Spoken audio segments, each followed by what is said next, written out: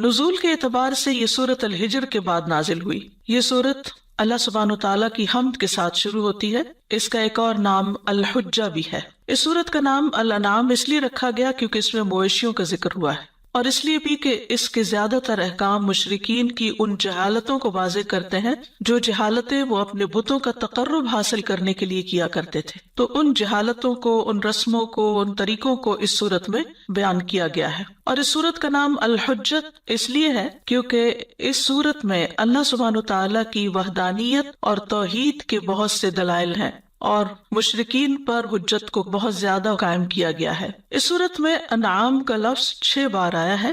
آیت نمبر 136 میں، آیت نمبر 138 میں 3 بار آیا ہے، ایک ہی آیت کے اندر 3 بار، اور پھر آیت نمبر 139 میں آیا ہے، پھر اسی طرح آیت نمبر 142 میں انعام کا ذکر آیا ہے۔ پچھلی صورت سے اس کی مناسبت یہ ہے کہ اس صورت میں اہل کتاب کو مخاطب کیا گیا تھا، اور یہاں پر اس صورت میں زیادہ تر خطاب مشرکین کو ہے۔ مکی صورت ہے۔ پچھلی صورت کے اختتام پر اللہ سبحانہ تعالیٰ کی حمد کا ذکر ہے، اور اس صورت کے آغاز میں بھی اللہ سبحانہ تعالیٰ کی حمد کا ذکر ہے۔ پچھلی صورت کے اختتام پر حمد سے مراد وہاں اللہ تعالیٰ کی بادشاہت اور اللہ تعالیٰ کی قدرت کا ذکر ہے، اور پھر یہاں پر اللہ تعالیٰ کی تعریف کا ذکر ہے۔ تو سورۃ الانعام کی فضیلت میں جو روایات آتی ہیں ان میں سے ایک واثلہ بن اسقا کی روایت ہے۔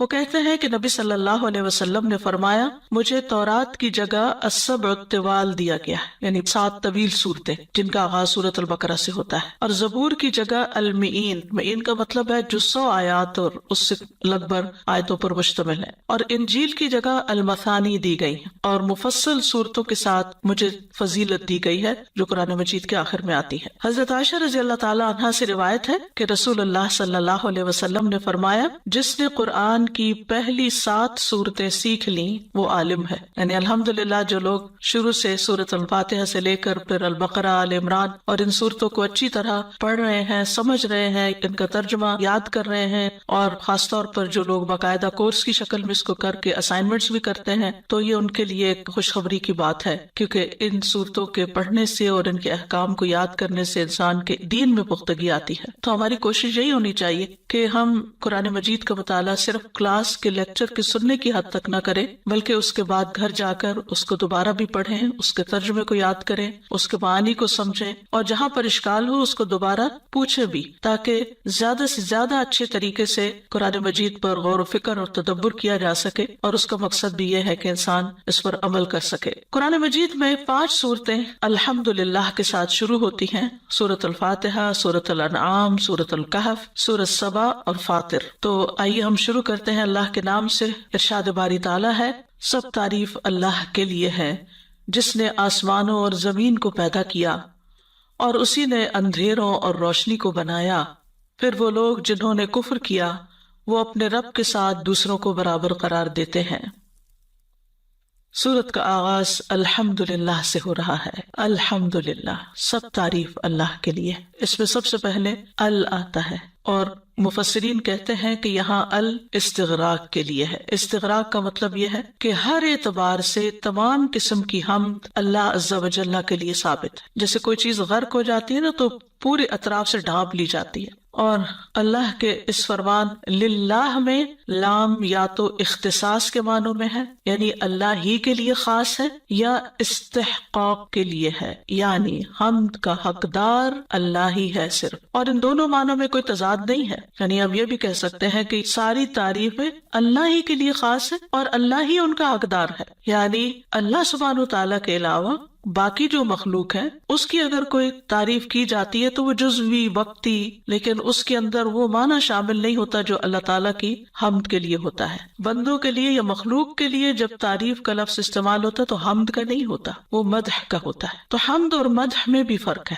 حمد جو ہے اس میں محبت اور تعظیم پائی جاتی ہے، یعنی کسی کی تعریف مراد اللہ سبحانہ تعالیٰ ہی ہے، یعنی اللہ سبحانہ تعالیٰ کی تعریف کمال صفات کے ساتھ محبت اور تعظیم رکھتے ہوئے، یعنی ہم اللہ تعالیٰ کی تعریف کرتے ہیں اس کی ساری اچھی صفات کے کمال کے ساتھ کہ وہ ہر صفت میں کامل ہے، اور ہم اس تعریف میں محبت اور تعظیم دونوں رکھتے ہیں. یعنی حمد میں بنیادی طور پر تعریف کے اندر محبت اور تعظیم دونوں چیزیں شامل ہوتی ہیں، لیکن مدح میں یہ نہیں ہوتی. مدح میں جب کسی چیز کی تعریف کی جاتی ہے تو ضروری نہیں کہ آپ کو اس چیز سے کوئی محبت بھی ہو یا آپ کے دل میں اس کی کوئی بڑائی بھی ہو. مثلاً اگر آپ اس ٹیبل کی تعریف کرتے ہیں کہ بہت اچھا ہے، اس کا رنگ اچھا ہے، اس کا سائز اچھا ہے، جس مٹیریل سے بنا ہوا وہ اچھا ہے. کئی دفعہ انسان کسی بھی چیز کی تعریف کرتا ہے، کوئی اچھی چیز آپ دیکھتے ہیں، کوئی پھول دیکھتے ہیں، کوئی درخت دیکھتے ہیں، تو ان ساری چیزوں میں انسان تعریف تو کرتا ہے اس کی خوبی کی بنا پر، لیکن اس میں محبت شامل نہیں ہوتی یا تعظیم نہیں ہوتی. ویسے ہی تعریف ہوتی ہے کہ کوئی چیز اچھی لگ رہی ہے، لیکن حمد کے لیے ضروری ہے. حمد کے لیے کیا ضروری ہے کہ اس میں محبت بھی پائی جائے اور تعظیم بھی پائی جائے. اگر ہم زبان سے خالی کہتے رہتے ہیں سب تعریف اللہ کے لیے ہے، لیکن نہ دل میں محبت ہے اور نہ ہی اللہ کی عظمت کا احساس ہے، تو یہ ادھوری تعریف ہے. تو آپ دیکھیے کہ عربی زبان کے اندر ایک گہرائی بھی ہے، وسعت ہے، فصاحت و بلاغت ہے کہ تعریف کے لیے دونوں لفظ جن کے روٹ ورڈز ایک ہی جیسے ہیں، ہا میم دال، اور وہاں میم دال ہا آگے پیچھے حرف ہو گئے ہیں، لیکن دونوں کے ایک جیسے حروف ہونے کے باوجود حروف کی ترتیب مختلف ہے، اور ترتیب کے مختلف ہونے سے معنی بھی مختلف ہو گئے ہیں. اور ان دونوں میں جو نسبت ہے وہ عموم اور خصوص کے اعتبار سے بھی ہے. یعنی ہر حمد مدح کہلاتی ہے، لیکن ہر مدح حمد نہیں ہوتی. یعنی ہر تعریف حمد نہیں کہلاتی، لیکن ہر حمد جو ہے اس کے اندر مدح پائی جاتی ہے. بعض اوقات لوگ بادشاہوں کی مدح کرتے ہیں تو ضروری نہیں کہ ان کے دل میں ان کی عزت بھی ہو یا ان کی محبت بھی ہو، بعض اوقات ان سے کوئی فائدہ اٹھانے کے لیے ان کی خوشامد کر دیتے ہیں. پھر اسی طرح یہ ہے کہ حمد ان کاموں پر ہوتی ہے، یعنی کسی کی جب حمد کی جاتی ہے تو ان کاموں پر جو اس کے اختیاری افعال ہوتے ہیں، یعنی خود اس نے اپنے اختیار سے کیے ہوتے ہیں. اور مدح جو ہے وہ صرف اوصاف پر ہوتی ہے. مثلاً ایک پھول کی آپ تعریف کر رہے ہیں تو اس میں اس کا اپنا کوئی اختیار نہیں، اس کو بس ایسے بنا دیا گیا. ایک انسان کی شکل و صورت کی آپ تعریف کر رہے ہیں، اس کے کپڑوں کی تعریف کر رہے ہیں، تو وہ شکل و صورت اس کے اپنے اختیار میں نہیں تھی، اللہ نے وہ بنا دی. لیکن اللہ سبحانہ وتعالیٰ کی جب ہم تعریف کرتے ہیں تو اس کے جتنے بھی اوصاف ہیں، افعال ہیں، وہ اختیاری ہیں. یعنی اللہ سبحانہ وتعالیٰ نے جو کچھ کیا اپنی قدرت اور علم کی بنا پر کیا. تو اللہ سبحانہ وتعالیٰ نے اپنی تعریف کیوں کی ہے؟ یہاں پر کیوں آیا کہ الحمدللہ؟ اس لیے کہ بندوں کو تعلیم دی جائے، بندوں کو سکھانے کے لیے اللہ تعالیٰ نے ہمیں یہ لفظ سکھائے ہیں اور اپنی ذات کی تعریف فرمائی ہے. الحمدللہ الذی خلق، یعنی سب تعریف اللہ سبحانہ وتعالیٰ کے لیے ہے جس نے پیدا کیا. خلق یعنی ایجاد کیا، پہلے نہیں تھا. کیا؟ السماوات والارض، آسمانوں اور زمین کو. یعنی ویسے تو ہر چیز اللہ تعالیٰ کی بنائی ہوئی ہے، لیکن یہاں آسمانوں اور زمین کا ذکر کیوں ہے؟ جیسے سورۃ الفاتحہ میں رب العالمین کا ذکر ہے، عالمین، کیونکہ جب ہم آسمانوں اور زمین کا ذکر کر دیتے ہیں تو اس میں ساری چیزیں شامل ہو جاتی ہیں جو مخلوقات میں سے ہمیں نظر آتی ہیں. یعنی جو کچھ بھی تم دیکھتے ہو، تم جس چیز سے بھی فائدہ اٹھاتے ہو، وہ ساری کی ساری بڑی چیزیں ہوں یا چھوٹی، ان کا پیدا کرنے والا اللہ ہی ہے. گویا جس زمین پر تم بیٹھے ہو اور جس آسمان کی چھت کو تم دیکھتے ہو، یہ سب اسی کا ہے. اس لیے سب تعریف اسی کی جس نے ان سب کو بنایا. خلق السماوات والارض، اور کیا بنایا؟ وجعل الظلمات والنور، اور اندھیروں اور روشنی کو بنایا. جعل، وہاں خلق کا لفظ ہے، یہاں جعل کا لفظ ہے. دونوں میں فرق کیا ہے؟ خلق اور جعل بعض اوقات ایک ہی معنی میں استعمال ہوتے ہیں. جعل کا مطلب بھی خلق ہوتا ہے. جیسے ہم دیکھتے ہیں کہ انسان کی تخلیق کا جہاں ذکر ہے تو سورۃ النساء میں آتا ہے خلقکم من نفس واحدۃ وخلق منها زوجها. سورۃ الاعراف میں آتا ہے خلقکم من نفس واحدۃ وجعل منها زوجها. تو وہاں جعل خلق کے معنوں میں ہی ہے، ایک دفعہ خلق فرمایا، ایک دفعہ جعل، لیکن ان میں بہرحال کچھ نہ کچھ فرق ہے. زمخشری کہتے ہیں کہ جب کلمہ جعل قرآن میں آتا ہے تو اس کا ایک مفعول ہوتا ہے اور یہ متعدی ہوتا ہے، یا پھر اس کے دو مفعول ہوتے ہیں. جب ایک مفعول آئے تو وہ خلق کے معنوں میں استعمال ہوتا ہے. اور جب دو مفعول آئے تو وہ تحویل کے معنوں میں استعمال ہوتا ہے، یعنی ایک چیز کا دوسری چیز کی طرف پھر جانا. اور ظلمات جو ہے یہ ظلمت کی جمع ہے، جس کا معنی ہوتا ہے روشنی کا نہ ہونا، روشنی کا نہ ہونا. اور ظلمات اور نور کے 3 معنی کیے گئے ہیں، یعنی اس سے مراد کیا ہے. ایک تو دن اور رات کا اندھیرا ہے، بہت آبویس ہے، رات اندھیری ہے، دن کو روشن بنایا اللہ نے. اور ظلمات سے مراد کفر اور نور سے مراد ایمان بھی لیا گیا ہے. پھر اسی طرح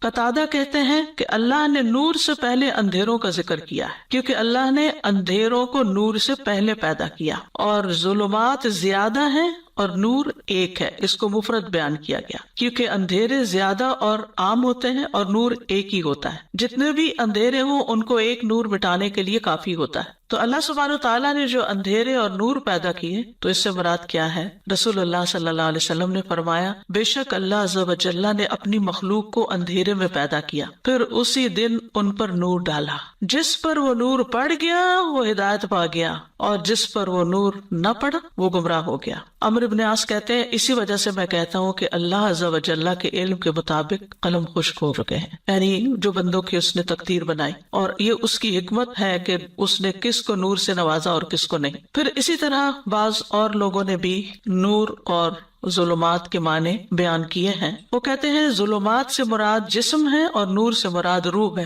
یعنی جسم جو ہے وہ اندھیرے میں ہے، یعنی اندر خاص طور پر انسان کے اندھیرا ہی اندھیرا ہے، اس کا اسٹمک ہو، اس کا ہارٹ ہو، سارے اعضاء اندر کے جو ہے یعنی اسکن کے نیچے سب کچھ اندھیرے میں ہی ہے، لیکن روح جو ہے وہ نورانی چیز ہے. پھر اسی طرح ایک معنی یہ بھی کیا گیا کہ ظلمات سے مراد جسموں کے اعمال ہیں اور نور سے مراد دلوں کی مخفی باتیں ہیں. تیسرا معنی یہ کیا گیا کہ ظلمات سے مراد جہالت اور نور سے مراد علم ہے. تو ظلمات اور نور کے لیے خلق کی بجائے جعل کا لفظ لایا گیا ہے، یعنی جعل الظلمات والنور. تو ایسا کیوں کیا گیا ہے؟ اس کی ایک وجہ یہ بتائی گئی کہ ایک ہی معنی کے لیے مختلف الفاظ اختیار کرنا یہ بلاغت کی علامت ہوتی ہے، یعنی کلام کی خوبصورتی کے لیے ریپیٹیشن نہیں کی گئی بلکہ الگ الگ لفظ لائے گئے. دوسری بات یہ ہے کہ اندھیرے اور نور ظاہری بھی ہیں، یعنی ہماری آنکھیں دیکھتی ہیں ان دونوں کو، اور حسی بھی، اس لیے یعنی محسوس بھی کرتے ہیں ہم، تو اس لیے خلق کے بجائے جعل کا لفظ آیا ہے. پھر اسی طرح یہ ہے کہ اندھیرے اور نور کبھی مانوی بھی ہوتے ہیں اور کبھی حسی بھی ہوتے ہیں، یعنی ان کا معنی بدل جاتا ہے. تو میں نے پہلے بتایا تھا نا جعل میں تحویل پائی جاتی، یعنی تبدیل ہو جاتا ہے. یعنی جیسے دن کی روشنی محسوس کر سکتے ہیں، لیکن ایمان اور علم کا نور مانوی نور ہے. تو ایک معنی وہ جو چیز نظر آتی ہے وہ حسی اور دوسرا مانوی. پھر اسی طرح یہ ہے کہ اللہ کا کلام بھی نور ہے. اللہ کے دیے ہوئے علم، اللہ کی کتاب اور ایمان کی نور کی وجہ سے دل اللہ تعالیٰ کے کلام کے ساتھ روشن ہو جاتا ہے، چمک اٹھتا ہے. حالانکہ اللہ تعالیٰ کا کلام مخلوق نہیں ہے، قرآن کو بھی نور کہا جاتا ہے، قرآن مخلوق نہیں ہے، تو یہ مانوی اعتبار سے نور ہے. جس سورۃ الاعراف میں آتا ہے نا فالذین آمنوا بہ وعزروہ ونصروہ واتبعوا النور الذی انزل معہ اولئک ھم المفلحون. سو وہ لوگ جو اس پر ایمان لائے اور اسے قوت دی اور اس کی مدد کی اور اس نور کی پیروی کی جو اس کے ساتھ اتارا گیا ہے، یعنی محمد صلی اللہ علیہ وسلم کے ساتھ. اور وہ کیا ہے نور؟ قرآن مجید. فرمایا یہی لوگ فلاح پانے والے ہیں جو اس نور پر ایمان لاتے ہیں، یعنی محمد صلی اللہ علیہ وسلم پر بھی ایمان لاتے ہیں اور آپ کی مدد بھی کرتے ہیں، اور پھر آپ پر جو کتاب اتاری گئی اس پر بھی ایمان لاتے ہیں. سورۃ التغابن میں آتا فآمنوا باللہ ورسولہ والنور الذی انزلنا. سو تم اللہ اور اس کے رسول اور اس نور پر ایمان لاؤ جو ہم نے نازل کیا ہے، یعنی قرآن. پھر یہ کہ اللہ سبحانہ وتعالیٰ مومنوں کو اندھیروں سے روشنی کی طرف لاتا ہے. اللہ ولی الذین آمنوا یخرجہم من الظلمات الی النور. اور یہ اندھیرے اور نور بھی کون سے ہیں؟ مانوی، یعنی گمراہی سے ہدایت کی طرف، کفر سے ایمان کی طرف، جہالت سے علم کی طرف. اور اندھیروں اور روشنی میں رہنے والے برابر نہیں ہے، اندھیرا اندھیرا ہے اور روشنی روشنی ہے. سورۃ الانعام میں ہی آتا ہے اومن کان میتا فأحییناہ وجعلنا لہ نورا یمشی بہ فی الناس کمن مثلہ فی الظلمات لیس بخارج منہا کذالک زین للکافرین ما کانوا یعملون. اور کیا وہ شخص جو مردہ تھا پھر ہم نے اسے زندہ کر دیا، یعنی ایمان بخشا، علم بخشا، اور اس کے لیے ایسی روشنی بنا دی، یعنی ہدایت دی، اس کو علم دیا جس کی مدد سے وہ لوگوں میں چلتا پھرتا ہے. یعنی رہتا وہ انہی لوگوں کے بیچ میں ہے جہاں اور لوگ رہتے ہیں، مومن کافر سب، لیکن اس کی اپنی ایک خاص نظر ہوتی ہے، اپنی خاص سوچ ہوتی ہے، اس کے مطابق وہ جیتا ہے، وہ لوگوں کی اندھی تقلید نہیں کرتا. اور میں کمم مثلہ فی الظلمات لیس بخارج منہا کذالک زین للکافرین ما کانوا یعملون. فرمایا کہ جس کا حال یہ ہے کہ وہ اندھیروں میں ہے، ان سے کسی صورت نکلنے والا نہیں، یعنی علم والا اور اندھیروں میں رہنے والے برابر نہیں ہوا کرتے۔ اسی طرح کافروں کے لیے وہ عمل خوشنما بنا دیے گئے وہ جو کرتے ہیں۔ مطلب کیا ہے؟ یعنی اندھیرے میں رہ کر وہ غلط کام جو کر رہے ہیں اور ان کو نظر نہیں آ رہی اپنی غلطیاں، تو ایسے لوگ اپنے کیے پر مطمئن نظر آتے ہیں، خوشحال نظر آتے ہیں، اور ان کو کوئی فکر ہی نہیں کہ وہ کس طرف جا رہے ہیں۔ ان اندھیروں میں رہنے کا انجام کیا ہو سکتا ہے؟ ثم الذین کفروا بربہم یعدلون، تو آیت کے آخر میں فرمایا پھر وہ لوگ جنہوں نے کفر کیا اپنے رب کے ساتھ برابر قرار دیتے ہیں۔ یعدلون کا لفظ جو ہے یہ عدل سے ہے، عدالت معادلہ اسی سے ہے، اس میں مساوات کا معنی پایا جاتا ہے۔ عدل کا معنی ہوتا ہے دو چیزوں کا برابر ہونا۔ بربہم یعدلون کے دو مطلب بیان کیے جاتے ہیں، ایک ہے بربہم ینحرفون، یعنی اپنے رب سے منحرف ہوتے ہیں، اور دوسرا یہ ہے کہ وہ اوروں کو اپنے رب کے برابر قرار دیتے ہیں۔ خلاصہ یہ ہے کہ کیسے ہیں یہ لوگ جو اللہ تعالیٰ کی نشانیوں کو دن رات دیکھتے ہیں، اندھیرا دیکھتے ہیں، روشنی دیکھتے ہیں، آسمان دیکھتے ہیں، زمین دیکھتے ہیں، لیکن اس کے باوجود پھر بھی وہ مخلوق میں کسی کو، کسی بت کو، کسی انسان کو، کسی مردے کو رب کے برابر قرار دے دیتے ہیں۔ یہ کتنی حیرت کی بات ہے۔ اور بہت سے لوگ تو پیدا کرنے والے کا ہی انکار کر دیتے ہیں۔ تو اللہ سبحانہ تعالیٰ کی تعریف بیان کی جا رہی ہے اس بنا پر کہ جس نے یہ سب کچھ پیدا کیا، جس نے یہ سب کچھ بنایا، اگر یہ سب چیزیں انسان کو نظر آتی ہیں، درخت ہیں، پتھر ہیں، چاند ہیں، ستارے ہیں، آسمان کی چیزیں، زمین کی چیزیں، تو ان کو پیدا کرنے والا ان کو نظر کیوں نہیں آتا؟ اس کے وجود کو محسوس کیوں نہیں کرتے؟ اور پھر ان چیزوں کو دیکھ کر انہیں سمجھ کیوں نہیں آتی کہ ان کا بنانے والا ان سے بھی بڑا ہے؟ پھر وہ چھوٹی چھوٹی چیزوں کے آگے اپنا سر کیوں ٹیک دیتے ہیں؟ ایسا کیوں ہے؟ کیونکہ وہ اندھیروں میں ہیں، ان کی عقل کام نہیں کر رہی، ان کو کچھ نظر نہیں آ رہا۔ اتنے کھلے اور واضح دلائل ہونے کے باوجود، جب دن کی روشنی ہوتی ہے ہر چیز نمایاں ہو جاتی، ہر چیز واضح ہو جاتی، اتنا کچھ ہونے کے باوجود پھر ان کو نظر نہیں آتا کہ یہ سب کچھ کیسے بن گیا اور کس نے بنایا اور کون ہے وہ۔ لیکن جو ایمان لے آتے ہیں، جو اپنے رب کو پہچان لیتے ہیں، وہ ان چیزوں کو بظاہر دیکھتے بھی ہیں، لیکن وہ ان تمام مخلوقات سے اپنے رب تک پہنچتے ہیں، ان کو ایک خاص آنکھ سے دیکھتے ہیں۔ ان کے دل کا نور، ان کے ایمان کا نور جو ہے وہ ان ساری چیزوں کو رب کی مخلوق کے طور پر دیکھتا ہے، نشانیوں کے طور پر دیکھتا ہے۔ وہ ان کو کسی بھی صورت رب کے برابر قرار نہیں دیتا، نہ سورج کو، نہ چاند کو، نہ ستارے کو، جیسے ابراہیم علیہ السلام نے کی، اور نہ ہی کسی اور چیز کو، نہ کسی پتھر کے بت کو۔ یہ اللہ سبحانہ و تعالیٰ کا خاص احسان ہے کہ اس نے ہمیں ہدایت بخشی۔ اور یہاں مشرکین مکہ کو اول خطاب ہے اور اس کے بعد سب انسانوں کو۔ آپ جانتے ہیں کہ مشرکین مکہ اس بات کو مانتے تھے کہ زمین و آسمان کا خالق اللہ ہے، وہی رات اور دن نکالتا ہے، اسی نے سورج چاند ستارے بنائے ہیں۔ وہ کبھی یہ نہیں کہتے تھے کہ یہ چیزیں لات ہبل یا منات نے بنائی ہیں۔ تو ان کو خطاب کر کے فرمایا جا رہا ہے کہ جب تم خود یہ مانتے ہو کہ یہ سب کچھ اللہ تعالیٰ نے بنایا ہے اور دن کو رات اور رات کو دن میں وہی بدلتا ہے،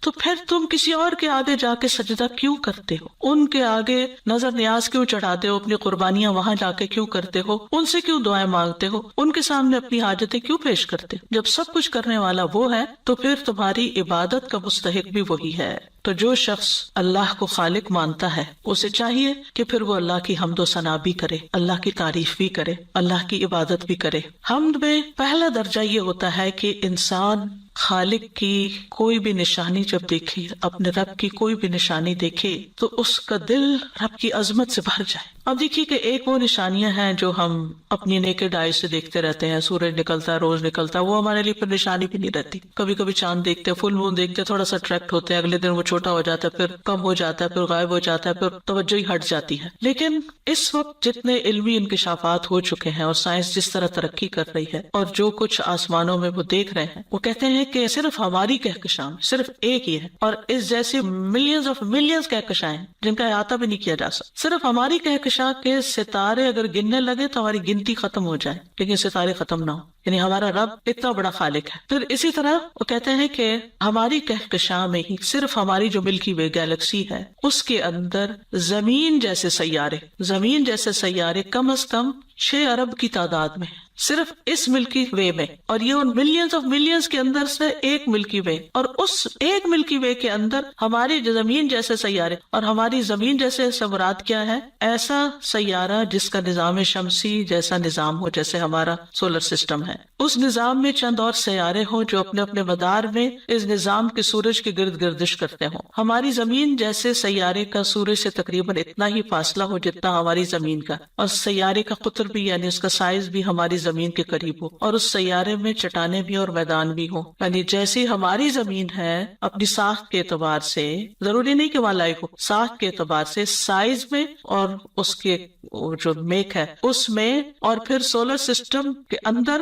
اور پھر اس کا سورج سے اتنا ہی فاصلہ، اس اعتبار سے 6 ارب اور سولر سسٹم کہہ لیں اور زمینیں کہہ لیں یا سیارے کہہ لیں، اور جو ہماری گیلیکسی ہے نا اس کا سائز ایک ڈاٹ کی طرح سمجھیں ساری گیلیکسیز کے اندر، اور اس میں پھر ہمارا سولر سسٹم ایک ذرے کے برابر. تو آپ دیکھیں ہماری زمین کہاں جاتی ہے، پھر اس میں ہم کہاں ہیں، اور ہم کیا چیز ہیں جو اس زمین کی مٹی سے بنے، پھر بھی اتنا کبر کہ اپنے رب کو نہ پہچانے اور اس کو نہ جانے. بہرحال اگر آپ لوگ اس میں انٹرسٹڈ ہو تو آپ ضرور اس چیز کا مطالعہ کیا کریں کہ اللہ سبحانہ وتعالیٰ نے کیا کچھ بنایا. اور یہ تو 2020 کی اپڈیٹ تھی جس سے میں نے لیا ہے، اس کے بعد بھی کئی چیزیں مزید سامنے آ چکی ہیں، اور جس طرح خلا میں تحقیقات ہو رہی ہیں مستقل طور پر، ایسے انکشافات ہو رہے ہیں کہ انسان کی عقل حیران ہو جاتی. یعنی ہماری تو عقل میں وہ چیزیں آ بھی نہیں سکتی کہ جو کچھ اللہ سبحانہ وتعالیٰ نے بنایا ہے. تو اگر ستاروں کو گنتے ہوئے ہماری گنتی ختم ہو رہی ہے تو پھر اللہ سبحانہ وتعالیٰ کی ذات ہمارے ادراک میں کیسے آ سکتی؟ لا تدرکہ الابصار، تم اس قابل ہی نہیں کہ اس کو دیکھ سکو، تمہارے اندر وہ کیپیسٹی نہیں کہ تم اس کو دیکھ سکو، لیکن اس کی نشانیاں ہر طرف تمہیں نظر آ رہی. خلق السماوات والارض، اس لیے اس کو پہچانو. تو سورت کے شروع میں سب سے پہلے اللہ تعالیٰ کی پہچان کرائی گئی ہے اور کائنات کی نشانیوں کے ذریعے توجہ دلائی گئی ہے کہ تم اس کی تعریف. تو آسمان و زمین کی تخلیق کی ابتدا اور انتہا میں اللہ ہی کی تعریف ہے، اسی لیے ابتدا میں بھی خلقہ کے ساتھ بھی حمد ہے، اور جب یہ سب کچھ ختم ہو جائے گا تو کیا ہوگا؟ سورۃ زمر کے آخر میں آتا ہے وَتَرَى الْمَلَائِكَةَ حَافِّينَ مِنْ حَوْلِ الْعَرْشِ يُسَبِّحُونَ بِحَمْدِ رَبِّهِمْ وَقُضِيَ بَيْنَهُمْ بِالْحَقِّ وَقِيلَ الْحَمْدُ لِلَّهِ رَبِّ الْعَالَمِينَ. جب سارا کچھ ختم ہو جائے گا، یعنی تخلیق ہوئی تو حمد، اور جب سب کچھ ختم ہو جائے گا تو بھی اللہ کی حمد ہوگی. کل من علیہا فان، ہماری کوئی ہستی نہیں ہے، ہم کچھ نہیں ہیں. ہاں اگر ہم رب کی سچے دل کے ساتھ، خلوص کے ساتھ عبادت کرے اور اس کے بندے بن جائیں تو پھر اس نے ہمارے لیے بہت بڑا انعام تیار کر کے رکھا ہے، جنت جیسا. لیکن اس کی بڑی قیمت ہے، جیسے دنیا کی نعمتوں کی قیمت دینی پڑتی ہے. کسی گروسری اسٹور میں چلے جائیں، کچھ اور لینے کے لیے چلے جائیں تو آپ کو قیمت ادا کرنی پڑتی ہے اس کی. تو جنت ان سب چیزوں سے مہنگی ہے جو دنیا میں پائی جاتی ہیں. تو دنیا کی چیزوں کے لیے تو ہم کتنی محنت کرتے ہیں اور اس کے لیے مال کماتے بھی ہیں اور خریدتے بھی ہیں اور بیچتے بھی ہیں اور سب کچھ کرتے ہیں، لیکن اللہ نے مومنوں سے جنت کا سودا کر رکھا. ان اللہ اشتری من المؤمنین انفسهم واموالهم بان لهم الجنہ. تو ہمیں جنت کا خریدار بھی بننا ہے، تو اس کے لیے پھر محنت بھی کرنی ہے، کوشش بھی کرنی ہے. اور وہ کوشش شروع ہوتی ہے نقطۂ آغاز علم حاصل کرنے سے. اگر آپ یہ آیت نہ پڑھیں تو آپ کے دل میں اللہ کی عظمت کا احساس کیسے پیدا ہو؟ گھر بیٹھے تو نہیں پیدا ہو سکتا، کچھ پڑھے بغیر، کچھ جانے بغیر تو نہیں ہو سکتا. یہ باتیں ہم نے کتنی دفعہ بھی پڑھ رکھی ہیں، پھر بھی ہمیں بار بار دہرائی کی ضرورت ہے. اس لیے کہ ہم جس دنیا میں رہتے ہیں یہ بہت غافل کر دینے والی، ہم صرف مادی چیزوں کو دیکھتے رہتے ہیں اور انہی میں کھو جاتے ہیں. تو یاد رکھیے جو کچھ بھی اللہ نے پیدا کیا تو پہلا نقطہ کیا ہے کہ ہمارے دل میں اس کا احساس پیدا ہو. اللہ اکبر، بے اختیار نکلے اللہ اکبر، یہ اللہ نے بنایا ہے، اتنا کچھ بنایا ہے، ایسا ایسا بنایا ہے، اور ہمارا دل محبت سے بھر جائے اور اس کی عظمت سے بھر جائے. یہ حمد ہے. پھر یہ کہ ہماری زبان بولنا شروع کر دے اس کی تعریف میں. ہم لوگوں کی تعریف کرتے ہوئے، چیزوں کی تعریف کرتے ہوئے، اپنی تعریف کرتے ہوئے نہیں تھکتے، لیکن اللہ کی تعریف کتنی کرتے ہیں، کیا بولتے ہیں، کتنا بولتے ہیں، کتنی تسبیح کرتے ہیں، کتنا ذکر کرتے ہیں. اور وہ ذکر بھی کرتے ہیں تو صرف زبانی گردش کرتے رہتے ہیں، دھیان کہیں اور ہی ہوتا ہے. تو یہ اگلا درجہ ہے. پہلا درجہ ہے محبت اور تعظیم کا، اگلا درجہ اس محبت کا اظہار زبان سے کرنا، اور تیسرا درجہ کیا ہے کہ ہم اس کے اظہار کے لیے پھر اپنے قدم اٹھا کے نیکی کے کام کی طرف بڑھیں. عملی شکر، عملی تعریف، جیسے نماز میں کھڑے ہوں، جیسے ہم علم حاصل کرنے کے لیے نکلیں. تو یہ ایک طرح سے عمل سے شکر اور عملی طور پر اللہ کی حمد ہے کہ اللہ تعالیٰ ہم آپ سے محبت کرتے ہیں، اس لیے آپ کی محبت میں سارے کام کر رہے ہیں. اسی لیے بعض اللہ کے مقرب بندے کہا کرتے تھے کہ ہمیں رات سے اس لیے محبت ہے کہ اس میں ہم اللہ کی عبادت کرتے ہیں اور دن اللہ کے بندوں کی خدمت کرتے ہیں. تو یہ دونوں طریقے ہیں اللہ کی عملی طور پر تعریف اور شکر بجا لانے کی، کہ واقعی جو تو نے ہمیں نعمتیں دی ہیں، کیونکہ ہمارے پاس جو کچھ بھی ہے اللہ ہی کا دیا ہو، کیونکہ سب کچھ بنایا جو اللہ نے. تو سب سے پہلا تو حق اسی کا نا جو اس کا اونر ہے، خالق مالک مدبر. تو پھر جب سب کچھ دیا اس نے ہے تو سب سے زیادہ پھر لحاظ بھی اس کا، جھکنا بھی اس کے آگے، تعریف بھی اس کی، شکر بھی اس کا. اور پھر یہ کہ اس بات پہ تعریف کہ وہ ہر نقص اور عیب سے پاک ہے، اور اس کے بارے میں دل میں کوئی بدگمانی بھی نہ ہو ہمارے، اس کے فیصلوں پر بھی ہم راضی. اور جو جسمانی روحانی نعمتیں اس نے عطا کی ہیں سب پر تعریف، یعنی صرف کھانے پینے کی نعمتوں پر ہی نہیں بلکہ قرآن کی نعمت پر، دین کی نعمت پر، ایمان کی نعمت پر، علم کی نعمت پر، علم کی مجالس کی نعمت پر، ان سب چیزوں پر بھی اللہ سبحانہ وتعالیٰ کا شکر. الحمدللہ الذی انزل علی عبدہ الکتاب، سب تعریف اللہ کے لیے جس نے اپنے بندے پر کتاب اتاری.